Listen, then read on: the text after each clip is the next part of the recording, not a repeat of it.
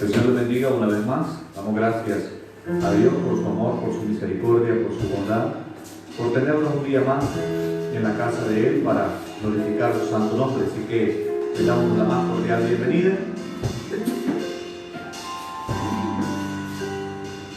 Esperando que se encuentren llenos de la misericordia del Señor.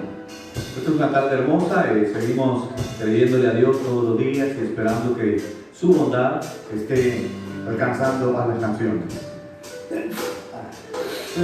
Bueno, estamos siempre con la disposición de aprender más y más del Señor, porque Él ha sido bueno con nosotros y seguirá siendo bueno.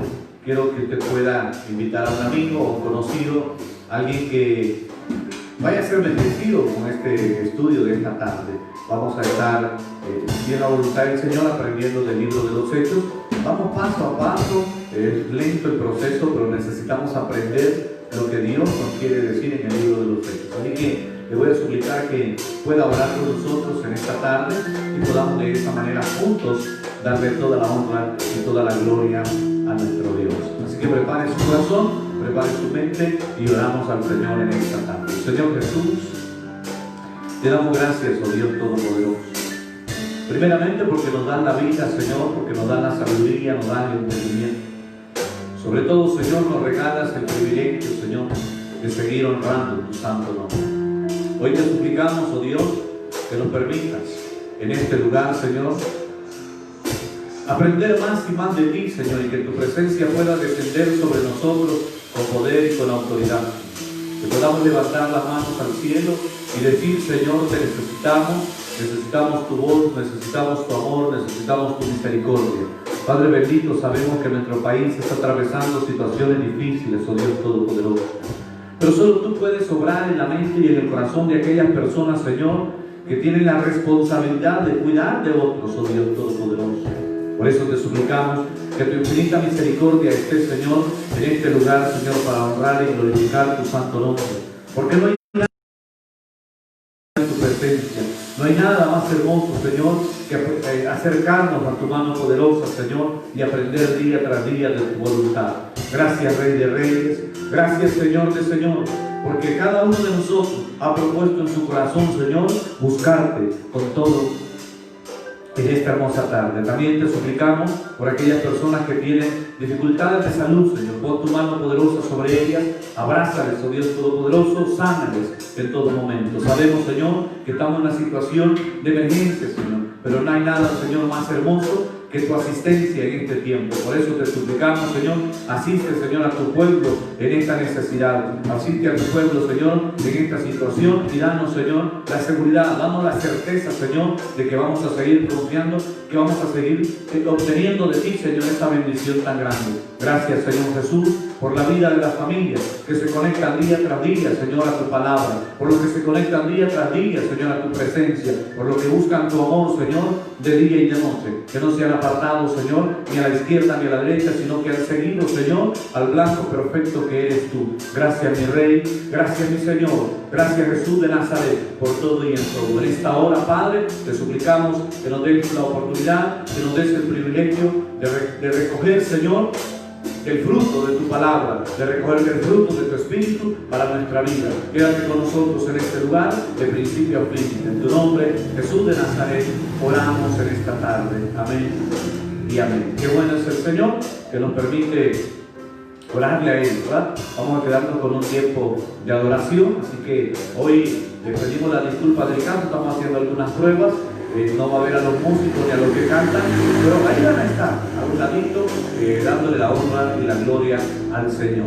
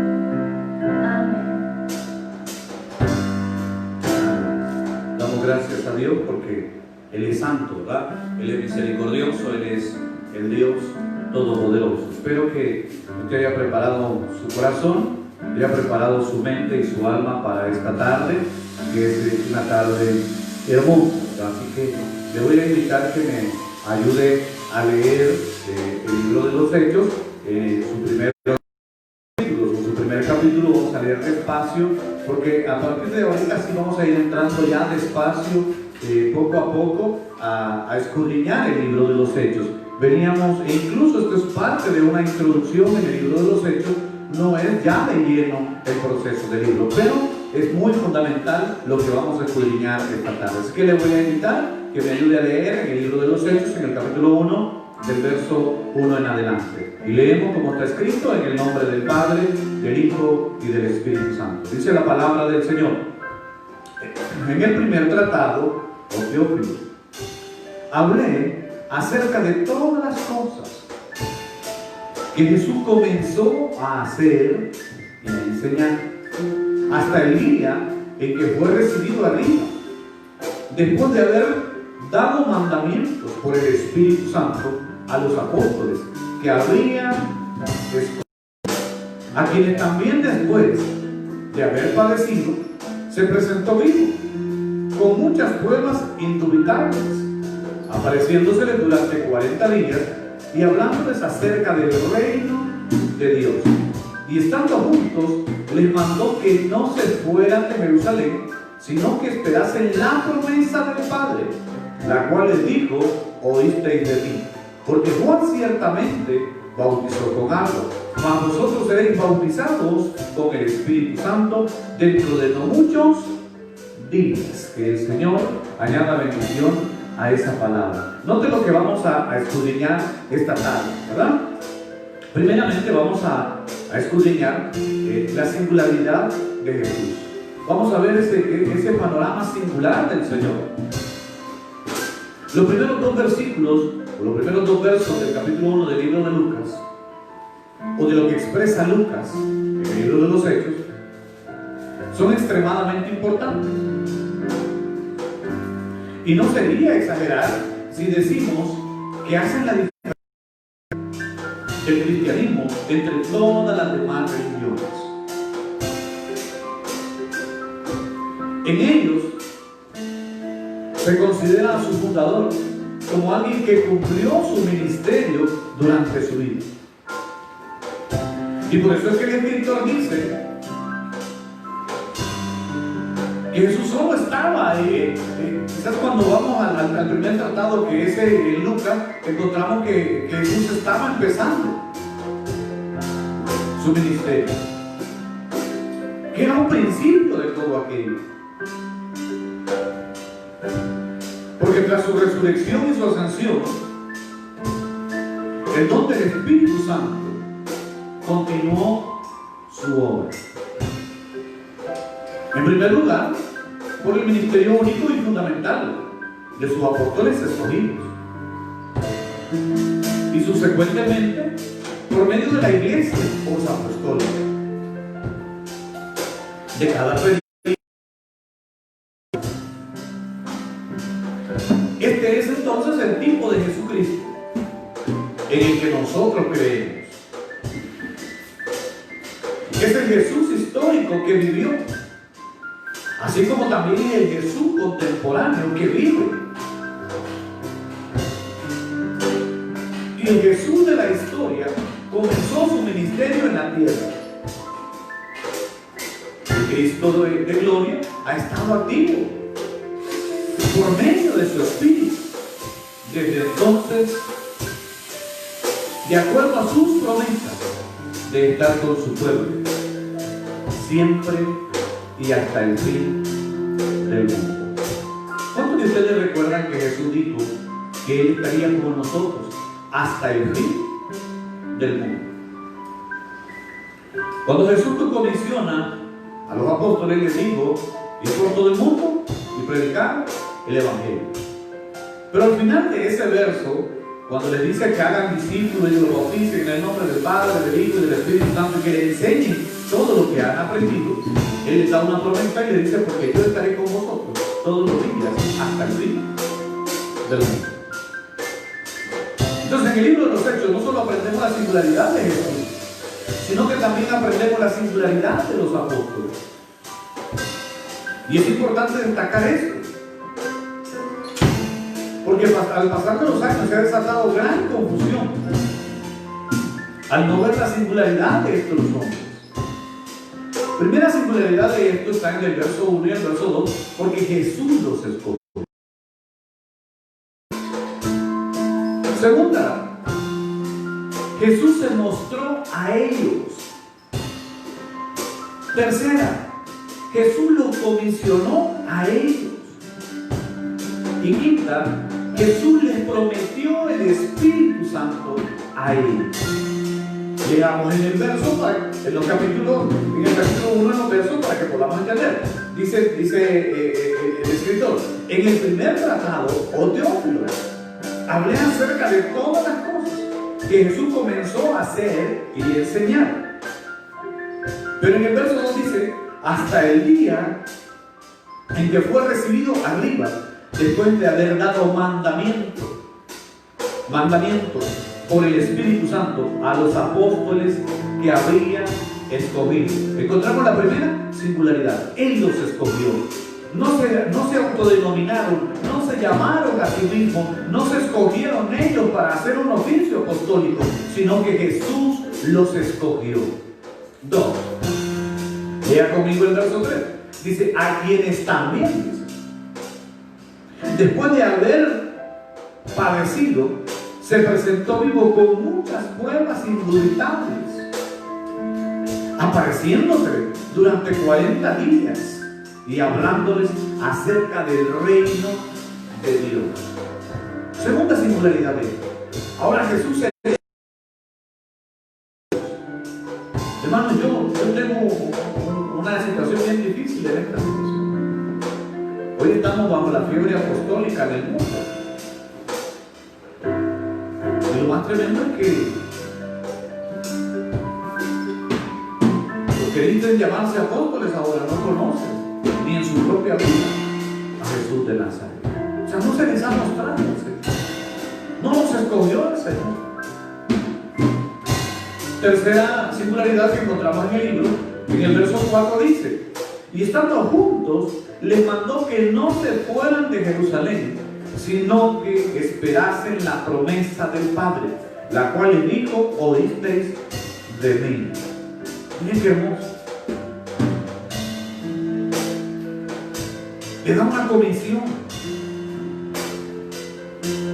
Dice: estando juntos, les mandó que no se fueran de Jerusalén, sino que esperasen la promesa del Padre, la cual les dijo: oísteis de mí.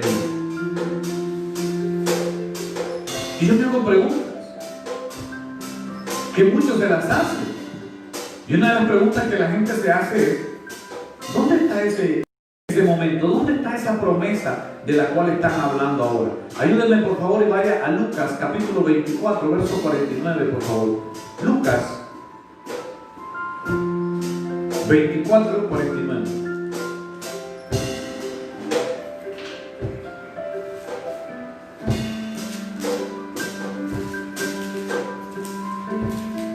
Noten lo que está escrito aquí. ¿A qué se está refiriendo Jesús?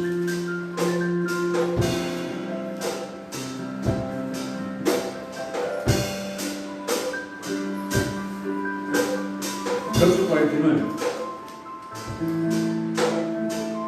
Dice: he aquí, yo enviaré la promesa de mi Padre sobre vosotros. Jerusalén, hasta que seáis investidos de poder desde lo alto. A esta promesa se está refiriendo. A esa es la comisión que se está refiriendo el libro de los Hechos. Y en el verso 5 encontramos la singularidad también de lo que les prometo. En el verso 5 dice, el libro de los Hechos, capítulo 1 dice: Porque Juan dice, ciertamente bautizó con agua, mas vosotros seréis bautizados con el Espíritu Santo dentro de no muchos días. Hágase esa pregunta. ¿Cuántos días le faltan a usted y a mí para esa promesa?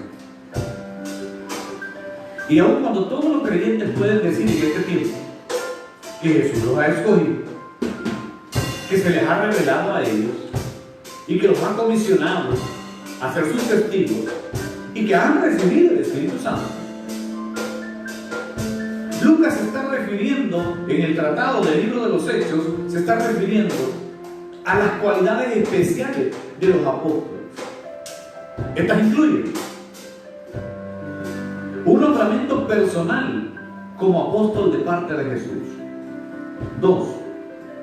Una experiencia de testimonio ocular del Jesús histórico.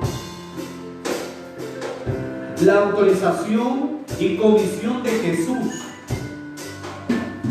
de hablar en su nombre. Y el poder del Espíritu de Jesús para inspirar sus enseñanzas. Es principalmente a estos hombres únicos, especialmente calificados, por medio de los cuales Jesús continuó la obra, los cuales empezaron a hacer y a enseñar. Y son a ellos a quienes Lucas quiere presentarnos en los Hechos. En la carta a los Efesios, Pablo dice a la iglesia sobre el fundamento de los apóstoles y profetas, siendo la principal piedra del ángulo Jesucristo mismo, dice Pablo a los Efesios. Es decir, este llamado como apóstoles lo hizo aparte del fundamento de la iglesia. Como resultado, sus escritos inspirados vienen con la autoridad del Espíritu Santo de Dios. Estamos viendo la singularidad de Jesús y la de los apóstoles. Pero ahora vamos a avanzar un poquito más. Ellos tenían que esperar algo y se los declaró en el verso 5 y se los comisionó en el verso 4. Y ellos tenían que esperar exactamente una fiesta llamada Pentecostés. No pentecostal, porque pentecostal es un montón de sacos, ¿verdad?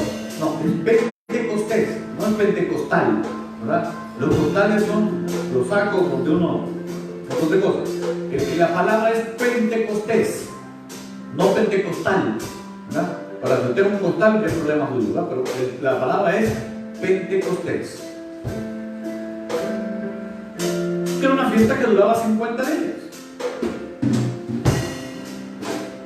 Y durante los 50 días de espera ocurrieron 4 acontecimientos importantes. 1, lo vamos a ir leyendo despacio. Lea el capítulo 6 siempre en el capítulo 1.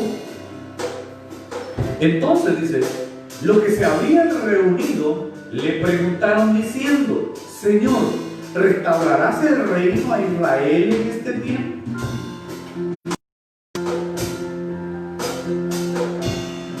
Y yo quiero que note algo en estas palabras. Fíjense, que por favor sea muy atento a lo que estamos haciendo. Ellos recibieron una comisión,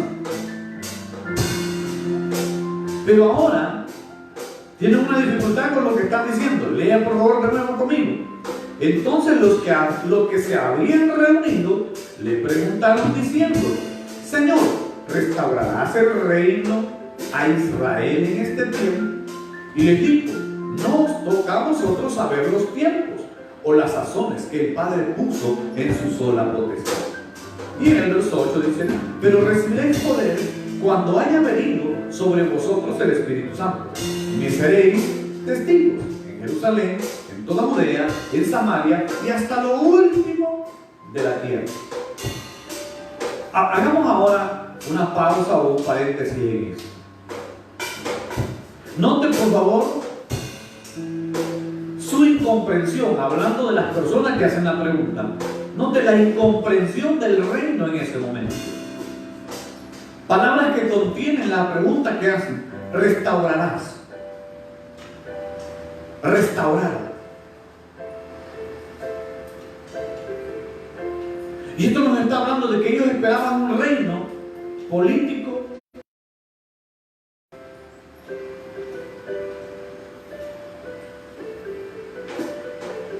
Israel, la palabra Israel, restaurarás el reino a Israel.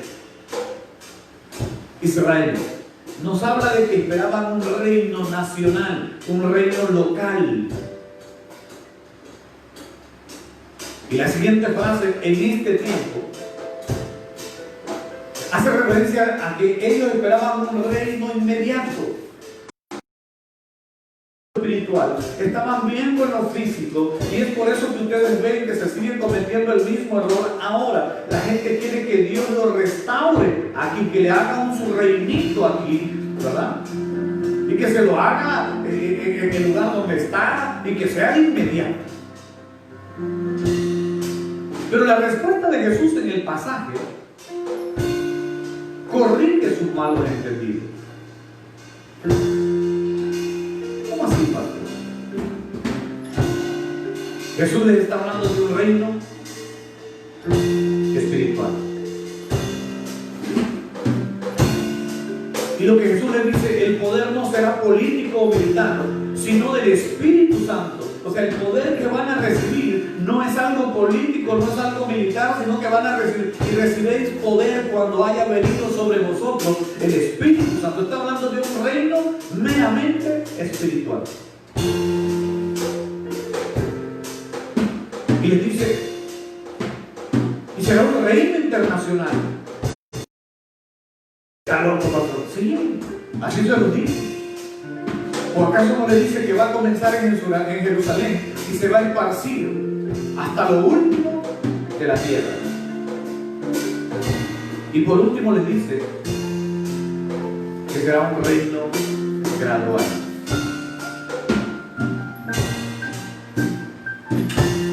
Porque va a llenar el tiempo entre Pentecostés y su regreso, su venida por su pueblo.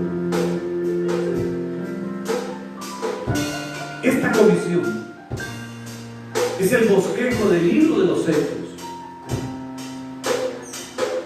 Conforme Lucas cuenta la historia del creciente impacto geográfico del Evangelio.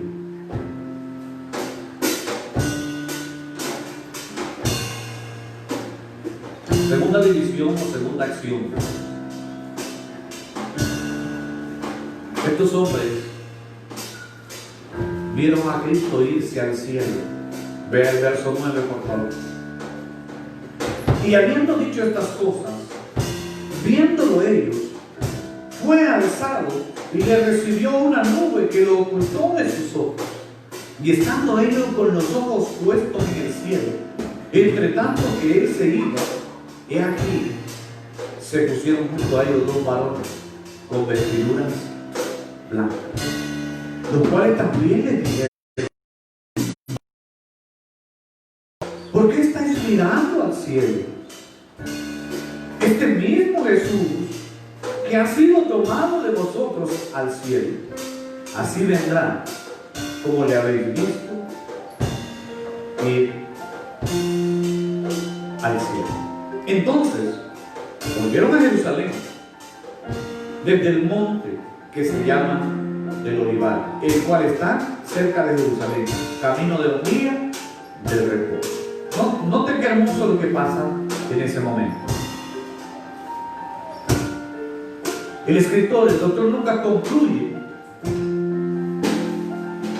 su evangelio y comienza el libro de los Hechos con el mismo acontecimiento. Sin embargo, hay importantes diferencias entre ambos relatos.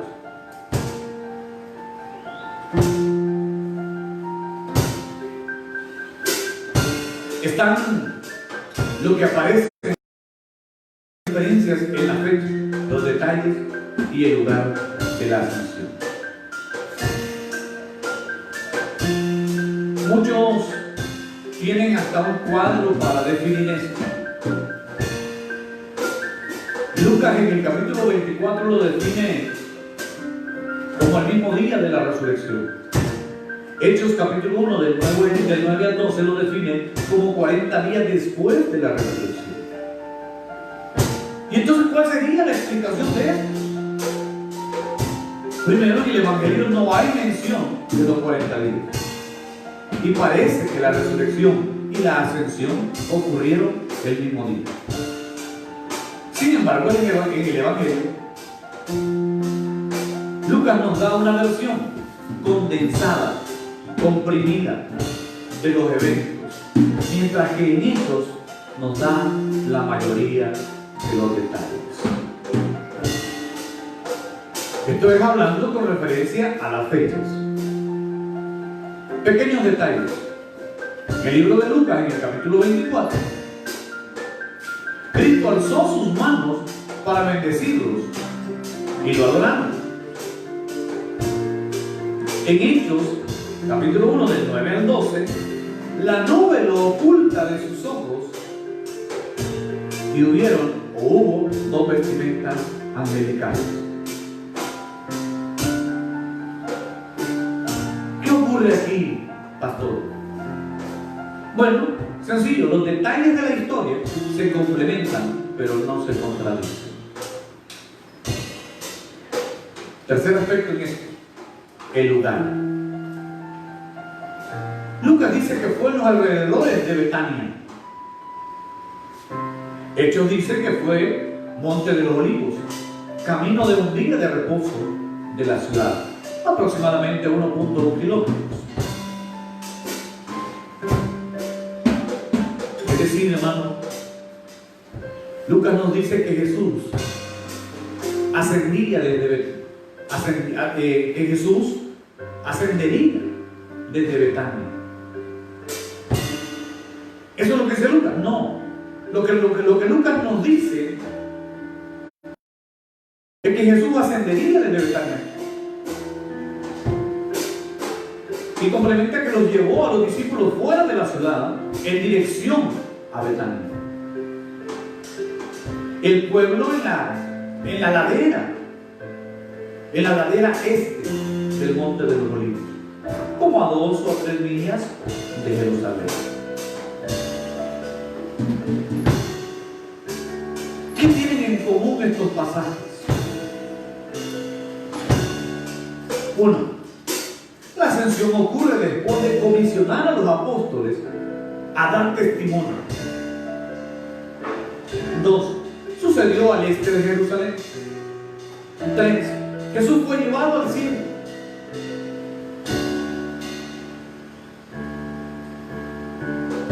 4, los apóstoles regresaron a Jerusalén después de esto. Y 5, esperaron a que viniera el Espíritu. Note el mensaje de los ángeles. No estén mirando al cielo, porque Jesús va a regresar. En el verso 11 dice: este mismo Jesús regresará. Y deben de cumplir su misión de ser testigos en la tierra y no el cielo, en donde tenían que poner su foco. Note cómo los dos errores de los apóstoles, en el verso 6 y en el verso 11, conforman el lado opuesto del espectro, de la visión que tenían. Primero estaban preocupados acerca del poder político. Segundo, estaban preocupados con Jesús celestial. Cualquiera de estos dos errores nos roban el mandamiento dado por Dios a la iglesia.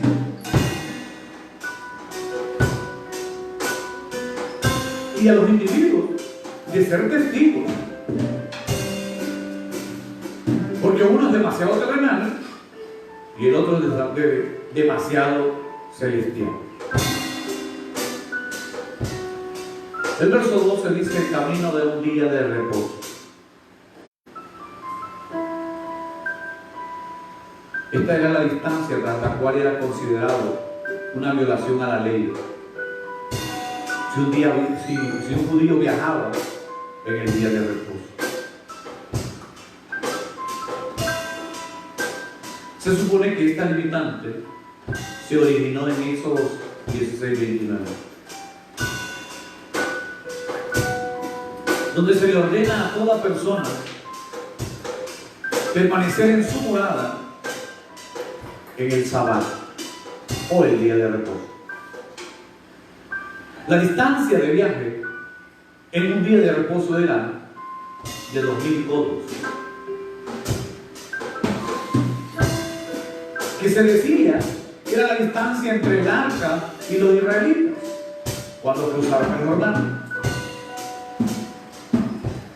2000 codos es menos de media milla, o como unos 800 metros aproximadamente. Pero hay algo importante que yo quiero que sigamos avanzando antes de mirar el tiempo, ¿verdad? Porque a veces se me va el tiempo. Yo quiero que lea conmigo el verso 13, porque vamos a encontrar algo importante para nosotros en este tiempo. Dice el verso 13: y entrados subieron al aposento alto, donde moraban Pedro y Jacobo, Juan, Andrés, Felipe, Tomás, Bartolomé, Mateo, Jacobo, hijo de Alfeo, Simón, el celote, y Judas, hermano de Jacobo. Todos estos perseveraban unánimes en oración y ruego con las mujeres y con María, la madre de Dios, y con sus hermanos. Miren qué hermoso lo que acabamos de leer. Y surgió una pregunta: ¿por qué 120? Y sucede que en la ley judía se requería un mínimo de 120 hombres judíos para establecer una comunidad con su propio concilio. De manera que los discípulos ya eran tan numerosos como para formar una comunidad. Y no cabe la menor duda que la razón de esta unidad y perseverancia en la oración eran el mandamiento y la promesa de Jesús. Y Él les había prometido enviarles pronto el Espíritu Santo. ¿Se recuerda? Versos 4 y 5 y 8 de este mismo capítulo. Les había mandado que esperasen.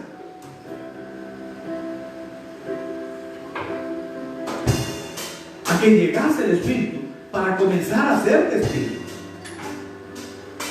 Por lo tanto, ustedes y yo aprendemos que la promesa de Dios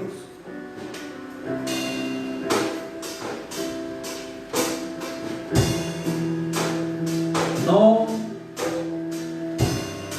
consideran las oraciones superficiales. Al contrario, son sus promesas las que nos dan la garantía de la oración y la confianza de que escuchará y responderá lo que estamos pidiendo al Señor.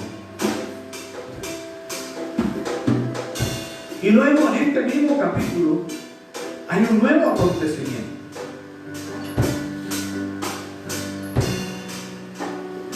Hay que nombrar un reemplazo. ¿Pero reemplazo de quién? Un reemplazo de un fiel cristiano como ustedes y yo, llamado Judas.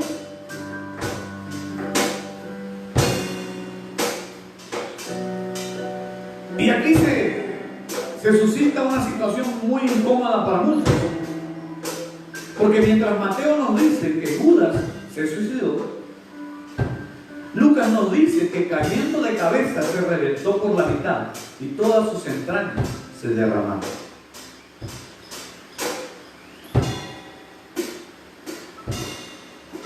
¿Cómo así, pastor? Lea por favor el verso 15 conmigo. En aquel día, dice, Pedro se levantó en medio de los hermanos.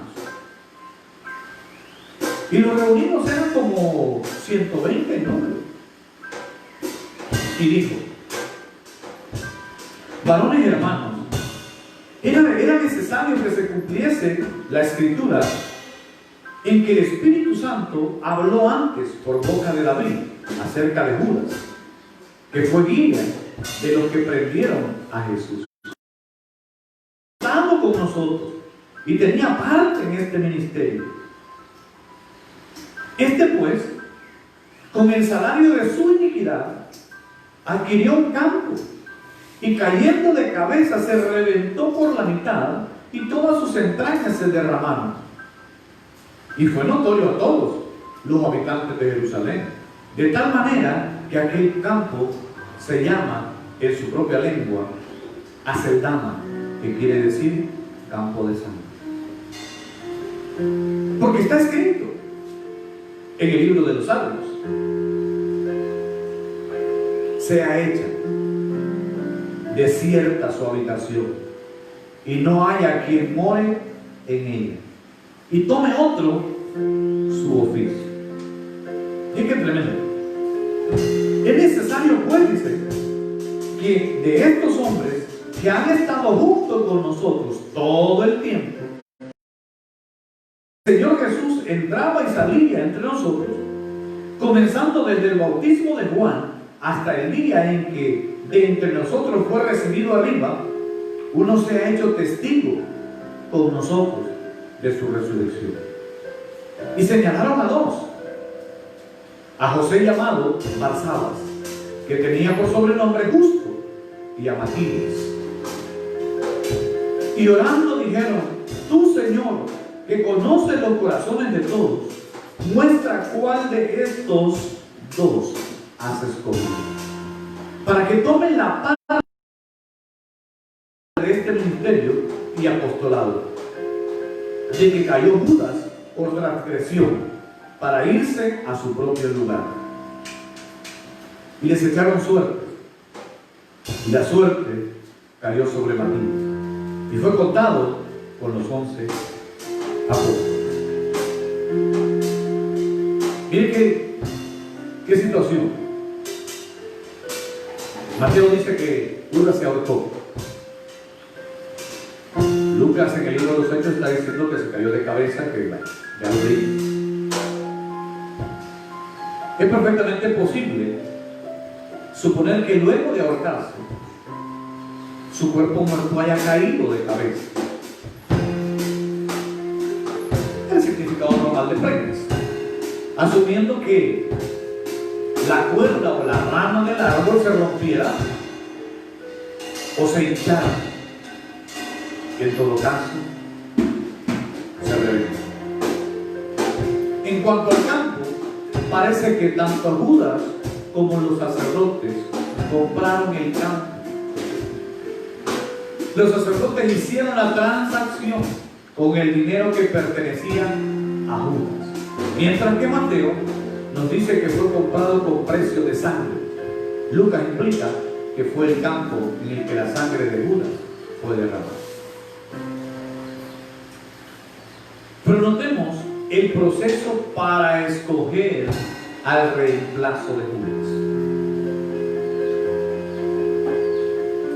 Las Escrituras. Ellos acuden a las expresiones del Antiguo Testamento, las cuales están verídicamente comprobadas en el Salmo 69, en el verso 20.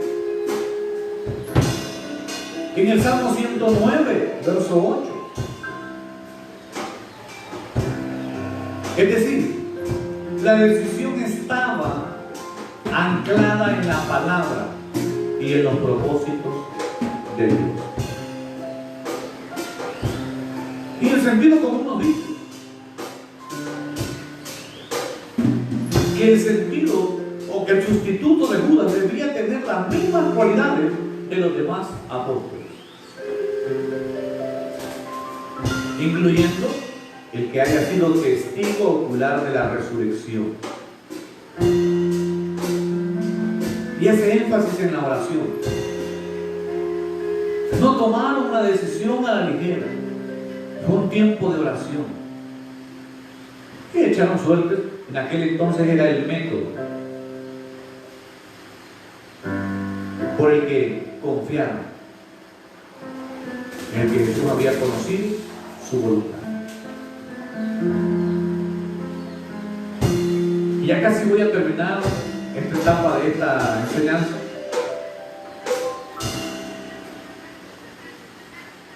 Con esa palabra del apostolado en la actualidad. Y sube la pregunta: ¿hay apóstoles en la actualidad?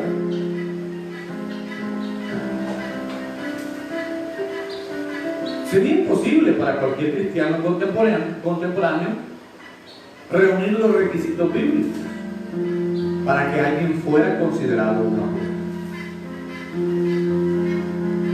Es decir, el Nuevo Testamento explica por lo menos 3 criterios necesarios. 1. Un apóstol tenía que ser un testigo ocular del Cristo resucitado. Lo dice Hechos capítulo 1 verso 22, Hechos 10, 39 al 41, Primera de Corintios 9, 1, Primera de Corintios 15 del 7 al 8. Ese es el primer requisito. 2. Un apóstol tenía que haber sido nombrado personalmente por el Señor Jesucristo. Lo relata el capítulo 13 en el verso 14. Lo relata Lucas en el capítulo 6 en el verso 13, lo relata el capítulo 1 del libro de los Hechos en el verso 2 y en el verso 24. Lo relata el libro de los Hechos en el capítulo 10 en el verso 41 y lo confirma también Gálatas capítulo 1 verso 1. 3. Un apóstol debía poder demostrar su llamado apostólico con señales milagrosas. Su fundamento de lo que le estoy diciendo: Mateo 10, versos del 1 al 2, Hechos capítulo 1, versos 5 y 8, Hechos capítulo 2, verso 43, Hechos capítulo 4, verso 33, Hechos capítulo 5, verso 12, Hechos capítulo 8, verso 14. Y lo vamos a ir viendo después. Segunda de Corintios capítulo 12, verso 12, que afirman lo que le estoy diciendo. Y Hebreos capítulo 2, verso 3 al 4, nos dan también un panorama. Esas características por sí solas demuestran concluyentemente que no hay apóstoles en la iglesia en la actualidad. Ninguna persona que esté viva ha visto con sus propios ojos a Jesús resucitado. Nadie puede hacer señales milagrosas como las que hizo o como las que hicieron los apóstoles en el libro de los Hechos. Y a pesar de los presuntos reclamos en contra de ellos, nadie en la iglesia moderna ha sido personal y directamente nombrado apóstol por el Señor Jesucristo en persona. Por supuesto que hay algunos carismáticos que aseguran haber tenido visiones del Señor resucitado. No solo son tales visiones sospechosas e imposibles de verificar, sino que sencillamente no cumplen con los criterios apostólicos, ya que un apóstol tenía que haber visto al Cristo resucitado en carne y hueso con sus propios ojos naturales. Entonces dijo alguien, y con esto cierro: ¿y entonces qué pasó con Pablo? ¿Qué hay de Pablo? Aun cuando Pablo reúne todos los criterios analizados arriba, Pero anteriormente, su llamado apostólico fue claramente fuera de lo normal. Y Pablo, él mismo enfatizó este punto en 1 Corintios capítulo 15, versos 5 y 9. Mientras delineaba la aparición post-resurrección del Señor Jesús. A diferencia de los 11, Pablo no había sido uno de los discípulos de Jesús en la tierra. No estuvo en el aposento alto cuando el Señor se presentó resucitado. Ni estaba entre los 500 testigos que vieron a Cristo resucitado. De hecho, la aparición del Señor a Pablo no fue solamente tras la resurrección, sino después, incluso de la ascensión.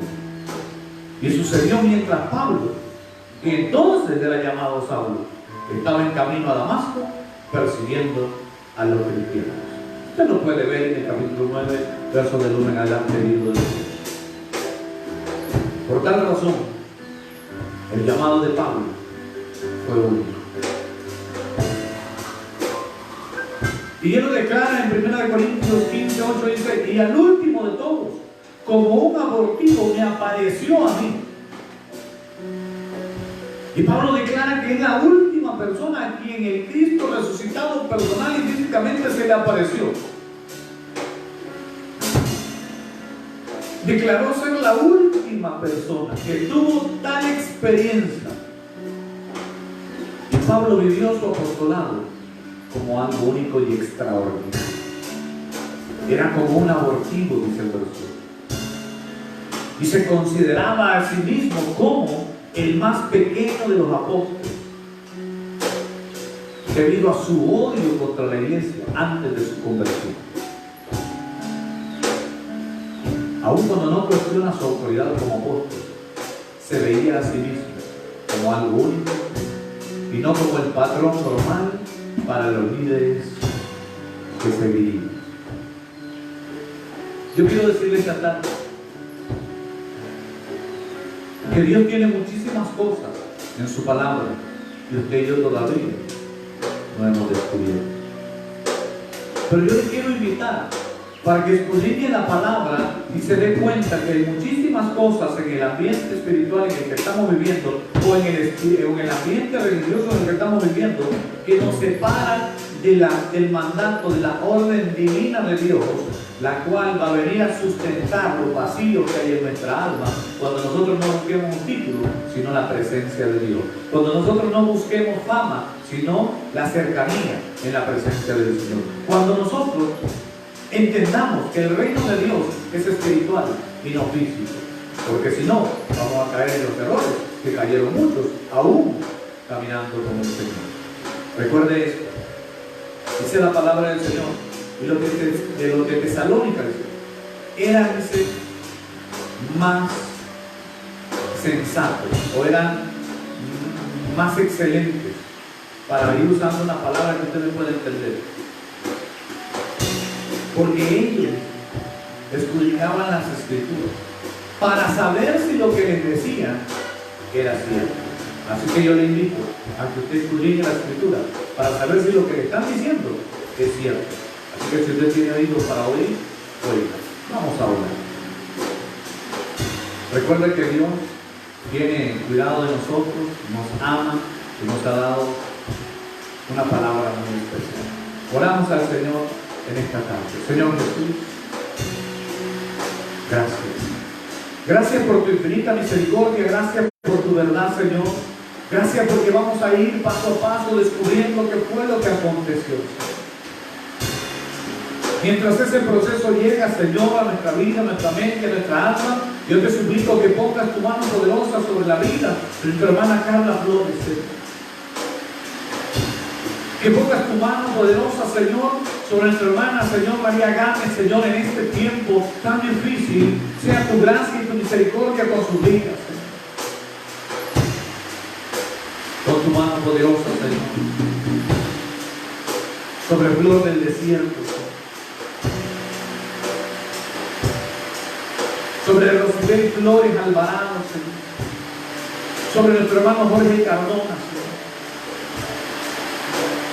sobre don Andrés Cornejo, Señor, sobre doña Guadalupe Ostorga, Padre, tú sabes y conoces su corazón.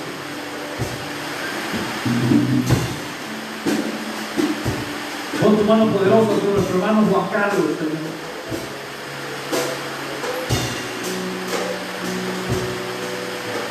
Padre, te suplico por la vida de Jeremías Cruz, Señor.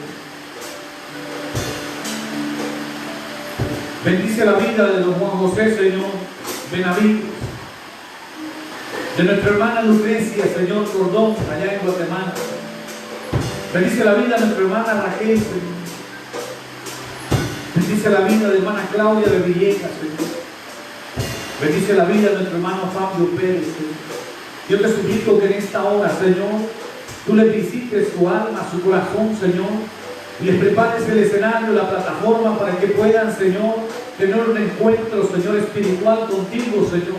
Visítale, Señor, en su alma, en su corazón, y que puedan presentarse delante de ti, Señor, como obreros, como obreras aprobadas, Señor, que no tienen nada de qué avergonzarse. Y utilizan rectamente la palabra de verdad, Señor, porque tú has sido, Señor, quien les ha instruido, quien les ha redarguido, Señor, quien les ha enseñado y quien les ha corregido por medio de tu palabra, Señor. Ayúdanos a nosotros en este lugar, Señor, a mantenernos firmes, Señor, llevando tu palabra, a no rendirnos, Señor, a levantar el estandarte de tu palabra todos los días, Señor, y alcanzar, Señor, así las almas perdidas, las cuales, Señor, necesitan conocer la verdad de tu Espíritu. Bendice a las familias del ministerio, Señor, a cada una por nombre y apellido. Bendice las manos, Señor, que proveen, Señor, para que podamos mantenernos en línea, para que podamos mantenernos al aire, Señor. Sabemos, Padre bendito, que tu provisión está ya lista, Señor. Y agradecemos que nunca te hayas olvidado de nosotros, porque seguiremos expandiendo tu palabra, Señor, a cada corazón. Solo te pedimos, Señor, mejora este tiempo, porque necesitamos alcanzar almas para ti. Y solo tu gracia y tu misericordia nos dará la oportunidad, Señor, de llegar a vos. Fortalece, Señor, a mi familia, Señor, que hemos sufrido, Señor, la pérdida de uno, Señor, de los miembros de la familia. Dale, Señor, a mi tío, Señor, conforme a lo que tú hayas propuesto en tu corazón.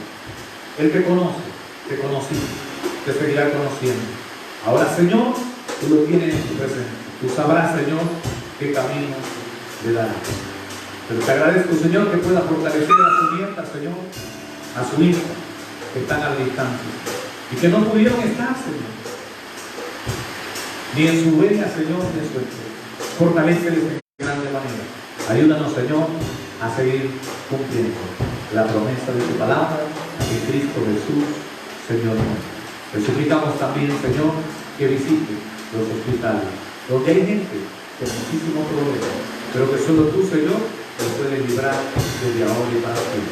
En Cristo Jesús, Señor nuestro, oramos esta tarde. Amén y amén. Que el Señor les bendiga y les guarde hoy y siempre. Si usted tiene dudas, preguntas, las puede enviar a mi esposa o a mi persona y con todo gusto estaremos respondiéndole en su messenger, en su línea privada, para que pueda tener la mayor luz de lo que la palabra de Dios dice. Que Dios me lo bendiga y me lo guarde hoy y siempre.